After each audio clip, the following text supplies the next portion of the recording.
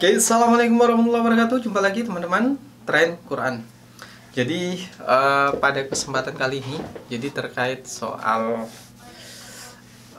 pemilihan presiden yang sebentar lagi akan kita adakan. Jadi buat teman-teman, sebenarnya konten ini bukan terkait siapa memilih siapa, siapa yang memilih apa. Jadi ini kita hanya sekedar flashback saja kelebihan dan kekurangan masing-masing dari tiga calon, yaitu Prabowo, Ganjar, dan Anies. Jadi teman-teman, kita langsung saja.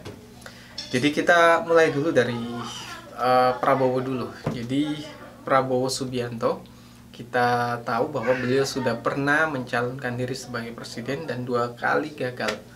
Nah, tapi pernah ini juga disinggung oleh Prabowo. Kenapa sudah 2 kali gagal, tapi tetap saja mau mencalonkan yang ketiga kalinya. Jadi Prabowo menyampaikan bahwa yang namanya perjuangan itu tidak ada batasnya, sampai memang betul-betul jasad dan ruh kita terpisah baru kemudian perjuangan itu dihentikan. Nah, itu masuk akal.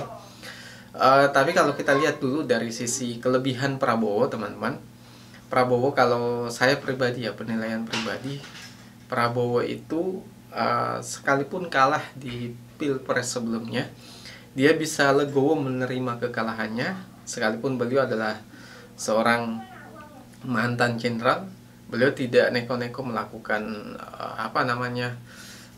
aktivitas-aktivitas politik yang kemudian membuat negara ini menjadi kacau.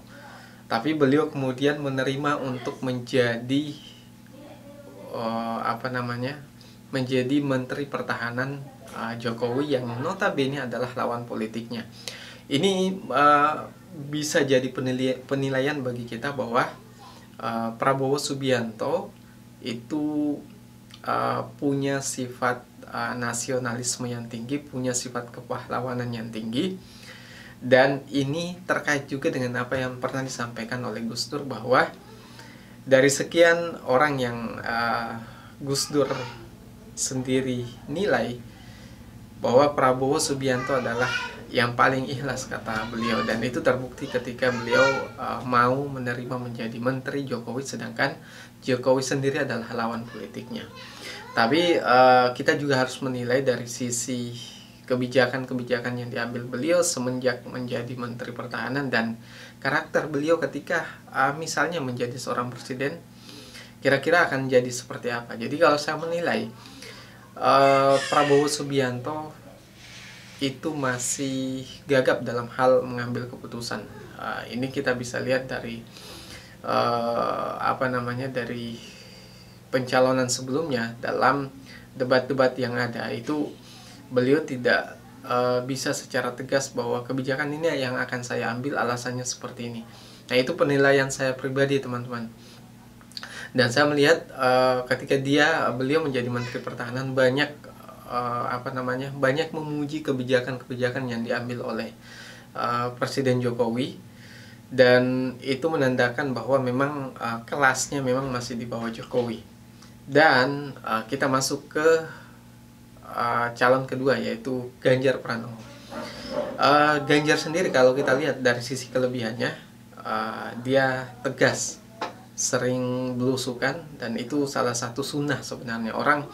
Seorang pemimpin yang sering belusukan itu sunnah Nabi, bahkan sunnah para sahabat, Umar bin Khattab dan lain sebagainya. Sehingga kalau ada pemimpin yang memiliki sifat seperti itu positif dan baik, bukan sekedar pencitraan. Karena memang ketika ada proyek yang dibangun ketika kita lihat di channel Ganjar Pranowo, dia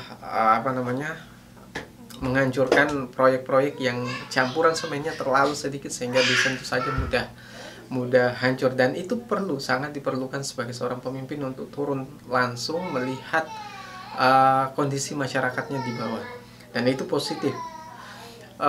Dari sisi kebijakan seperti itu yang kita nilai dari Ganjar.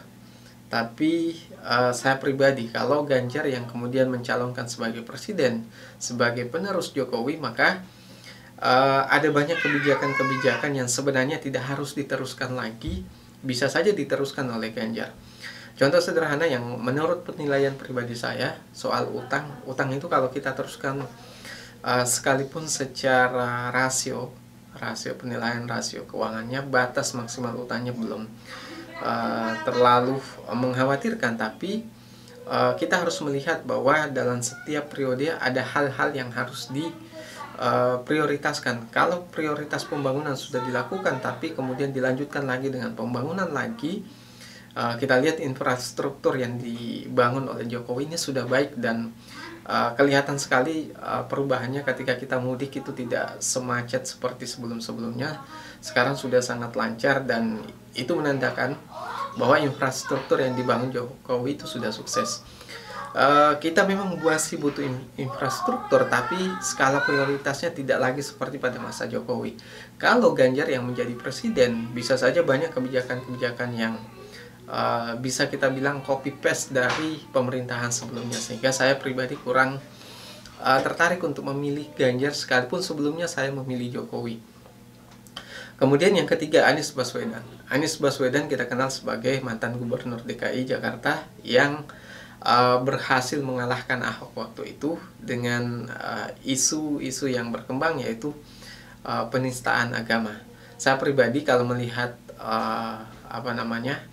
Ahok itu dilenserkan karena bukan hanya karena penistaan itu, tapi karena dia bersiteru dengan partai sebelumnya yaitu Gerindra, sehingga banyak partai dari pihak Gerindra berusaha menjatuhkan Ahok, dan yang jadi persoalan sebenarnya karena pada waktu itu mengajak umat Islam untuk sama-sama menjatuhkan Ahok, dan orang yang tidak paham dengan politik, yang lebih senang dipancing emosinya, dia akan ikut 212. Tapi kita lihat bahwa itu ada bagian politiknya, sekaligus ada positifnya, karena itu menandakan bahwa persatuan umat Islam sangat besar sekali diusik, itu bisa efeknya sangat besar. Tapi ya kembali lagi itu ada politiknya. Nah, terkait Anies didukung oleh pendukung yang kontra dengan Jokowi, sehingga prospeknya ke depan mungkin akan lebih baik kalau Anies ini bisa menggait bukan hanya dari golongan-golongan yang kontra dengan Jokowi, tapi pihak-pihak yang mungkin masih abu-abu antara Prabowo ataupun Anies atau Ganjar. Nah, kita lihat dari sisi kepemimpinan Anies sendiri. Anies Baswedan, kalau kita lihat, saya pribadi saya melihat beliau orangnya cerdas. Ada satu kebijakan yang mungkin banyak ditertawai orang, tapi menurut saya itu sesuatu yang smart dan sesuai dengan tuntunan Al-Quran. Jadi kebijakan Anies yang selalu menyampaikan bahwa air hujan itu jangan dialirkan ke laut, harusnya ke tanah, itu sangat tepat sekali, karena secara ilmu dalam Al-Quran sendiri ada kata dalam Al-Quran yaitu menyebut kata rotban. Rotban itu artinya getaran. Ketika membahas soal tanah ada kata itu, dan ditafsirkan oleh Ibnu Katsir itu getaran, dan ternyata baru kemudian ditemukan getaran yang dimaksud itu adalah jadi itu tidak bisa disaksikan atau dilihat secara kasat mata. Ketika air hujan menjatuhi bumi, itu jatuh ke tanah, ada semacam saya sulit membahasakannya, tapi ada semacam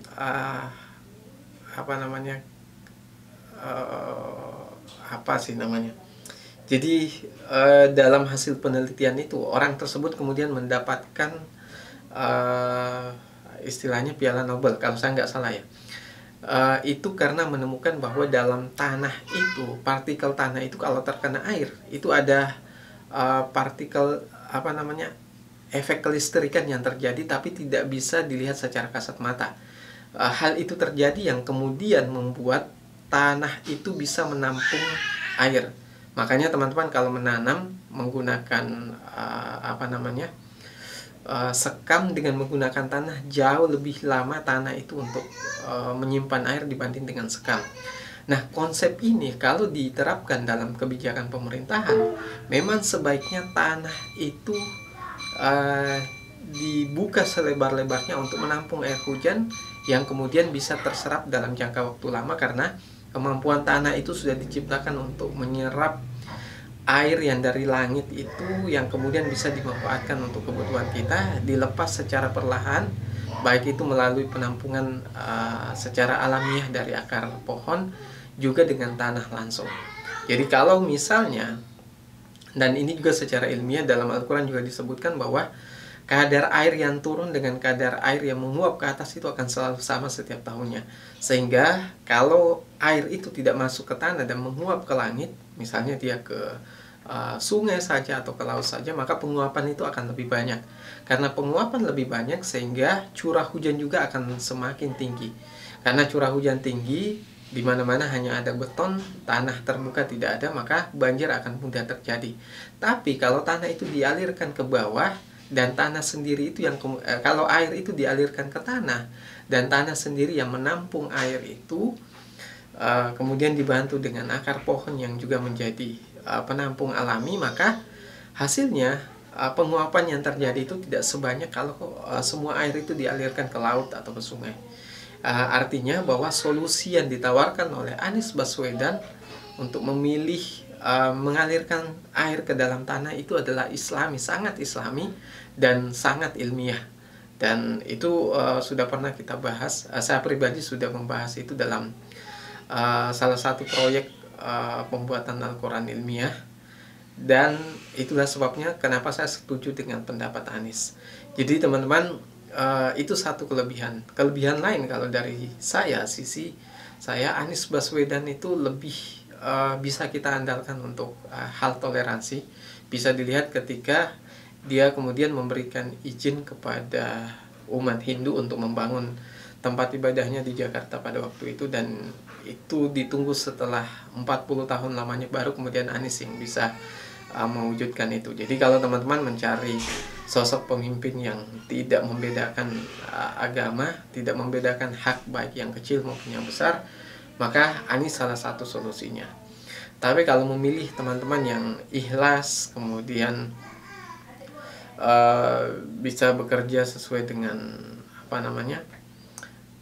sesuai dengan pemerintahan sebelumnya, maka Ganjar pilihannya. Kalau yang ikhlas, yang menurut Gus Dur, orang yang paling ikhlas diantaranya adalah Prabowo, maka teman-teman bisa memilih Prabowo. Kalau saya pribadi nantinya akan memilih Anies, tapi teman-teman ini bukan jadi pertentangan antara kita bahwa siapapun yang kita pilih nantinya itu keputusan politik masing-masing. Semua orang berhak, teman-teman bisa memilih Ganjar, bisa memilih Prabowo, bisa memilih Anies, tapi saya pribadi nantinya insya Allah akan memilih Anies karena banyak pertimbangan. Pertimbangan diantaranya, saya tidak mau kalau pemerintahan selanjutnya itu copy paste lagi seperti Jokowi, karena ada skala prioritas yang harus diubah, bukan lagi infrastruktur, tapi bagaimana pemerintahan sekarang ini bisa jauh lebih damai, lebih profesional, dan banyak hal-hal kecil yang perlu diatur, dan itu butuh orang yang pintar. Nah, teman-teman silahkan dipertimbangkan, silahkan dipilih. Jangan jadikan konten ini sebagai pertentangan politik kita. Saya memilih Anies nantinya bukan berarti saya berbeda dengan Anda. Ini hanya persoalan pilihan politik saja. Oke, mungkin itu dari saya. Sekian. Assalamualaikum warahmatullahi wabarakatuh.